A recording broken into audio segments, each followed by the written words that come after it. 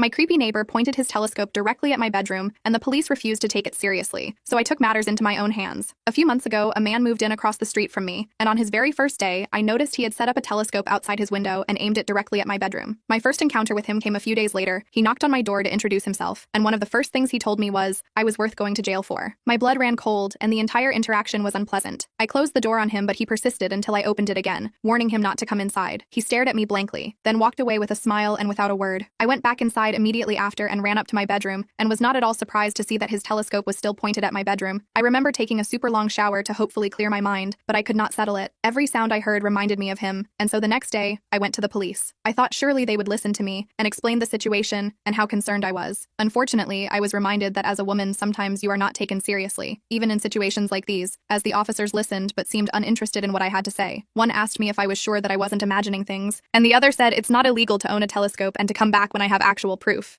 Apparently him coming over and making such a remark was not enough either, as that was clearly just a distasteful joke in the eyes of the officers. I remember coming home defeated, and a few days later, just as I thought it would, things got worse. One evening as I was getting ready for bed, I noticed something through the window. His shadowy figure was hunched over the telescope as usual, but his movements were different, more frantic. I realized that he was rubbing one out while watching me, and again when he noticed that I was looking at him, he didn't stop. He started moving his hand faster, as if me watching him was exactly what he wanted. And just before I could leave the window, the movement stopped, and he took his hand out. I saw something drip from his hand and felt sick to my stomach. I actually went into the bathroom and got sick. I stayed awake all night that night, realizing that this truly was a nightmare, and that this man was a psychopath who would terrorize me to no end if someone didn't stop him. I stayed awake until the stations opened, and as soon as they did, I went back to the police. I told them what I had seen, explained that my eye bags were because I had not slept because of what I had seen, and desperately hoped they would understand the severity of the situation.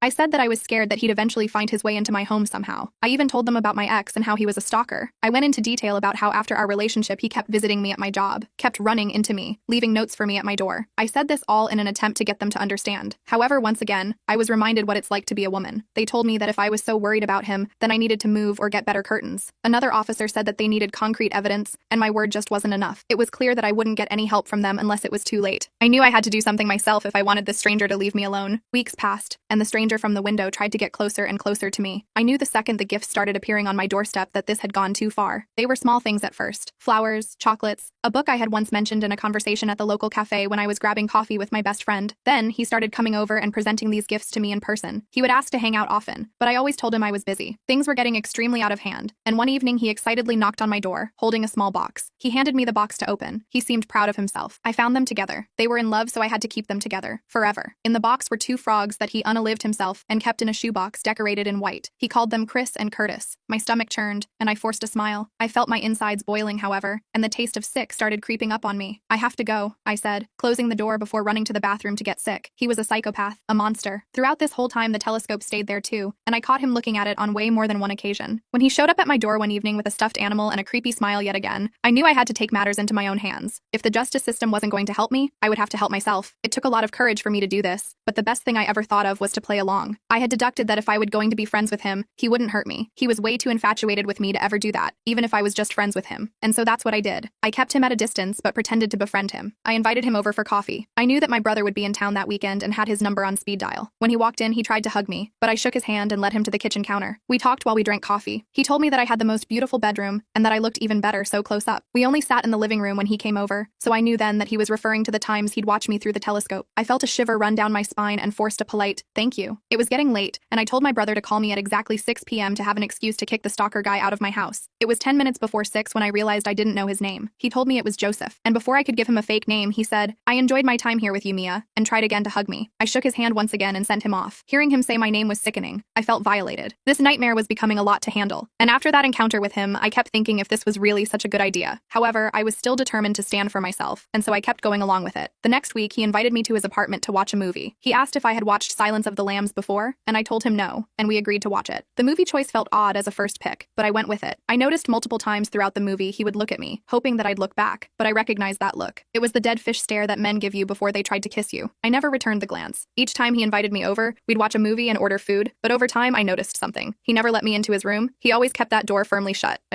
I knew there had to be something in there that he didn't want me to see, because one night after, we watched a movie. I told him that I was going to use the restroom before I went back to my apartment, and as I got up to head to his bedroom, he grabbed my arm tightly and twisted it. I jumped. I turned around, terrified of what he might do next. He realized he was hurting me and let go. He smiled and told me that his toilet wasn't flushing properly at the moment and that maintenance would be in to fix it soon. I told him no worries and got out of that apartment as fast as I could. I normally keep boundaries around him, but this time I had let it get too out of my control. But I knew that room held the evidence I needed to prove his obsession with me. It sickened me to think about what I might find in there, but I knew it was my only chance to put an end to this. One afternoon, I went to his house with a plan. I had brought a bottle of wine to drink while we watched another movie. We sat down, and I poured us each a glass of wine. Joseph immediately scooted closer, his thigh pressing against mine. He talked animatedly. I nodded and acted engaged in the conversation. As the movie played, Joseph's hand found its way to my knee and squeezed it. I stiffened, but he didn't seem to notice. Instead, he leaned in closer. His breath was hot against my ear and mentioned how alcohol made him feel more intimate. I forced a laugh. He whispered about how beautiful he found me and how long he had been waiting for that night. I excused myself for a moment and told him that I was fetching more wine. I was nervous as I discreetly slipped something into his glass. Returning to the living room, I handed him the drink. My heart was pounding in my chest. Joseph took a long sip, his eyes never leaving mine. Gradually, his speech slurred and I saw his eyelids starting to droop. He mumbled something about needing to lie down, struggling to keep his eyes open. Even while he was fading away, Joseph wanted me badly. He leaned in and attempted to undress me. His movements were clumsy and desperate. Just as his intentions became clear, his eyes rolled back and he slumped forward, his head resting heavily on my shoulder. I gently eased him onto the couch, watching as he fell into a deep sleep. My heart raced as I stood there for a moment, gathering my thoughts and the courage to proceed. Taking a deep breath, I made my way to his bedroom door. It was always firmly shut whenever I visited, but now with him unconscious, I knew this was my chance. I struggled to open the door at first. I noticed it was an odd-shaped keyhole and that it was locked. I panicked, looking for a key. I checked the kitchen drawers and the living room, and that's when I knew I had to check him. I reached for his pocket, afraid he might wake up. I couldn't find the key. I only found his wallet, a vape, and a pack of gum. I thought that maybe this was all for nothing until I opened the wallet and found the key stashed between his money. I felt overcome with relief and took the key to the bedroom. I hesitated for just a second before pushing the door open. The sight that greeted me was worse than I had imagined. The walls were covered in photos of me, some taken through the telescope, others obviously snapped without my knowledge. I saw photos of me in restaurants with my friends, and even some from inside of my apartment. There were drawings, notes, and even some of my missing personal items. He had built an entire shrine of me, and it made my skin crawl. I took photos of everything, documenting the disturbing collection. I went through his things, and I knew this was the evidence I needed. I slipped out of his house, leaving him to sleep. The next morning, I went straight to the police with the photo evidence. They finally took me seriously. The photos were undeniable proof of his stalking and obsession. The one who told me that it wasn't illegal to own a telescope said, "We failed you, and for that, I'm truly sorry. Your bravery in gathering this evidence has made a huge difference." Detectives examined the evidence and prepared to arrest Joseph. Turns out he had charges pressed against him by his ex-girlfriend for stalking her after their relationship. He was arrested later that day, and I breathed a sigh of relief. When they asked how I had gotten into his house, I explained our so-called friendship. I told them how he would come over to my house with gifts and how I would spend time with him so I could gain his trust. I even told them about Chris and Curtis. The officers were shocked but understood why I had to do it. As they led Joseph out of his apartment in handcuffs, I stood across the street, watching. He glanced over at me. He looked hurt and betrayed, but I felt nothing but relief. Update. I walked away from this whole situation with a lot of psychological scars and a deep fear of people. It has been over a year since it all went down, and although I am happy to say that I have dealt with the situation, I'm not happy to inform that the mark he left on me was so severe I now struggle with dating. I was so scared of my old house and that street that I spontaneously quit my job and moved out, living in my car for about a month until I was able to find a new home a few states away.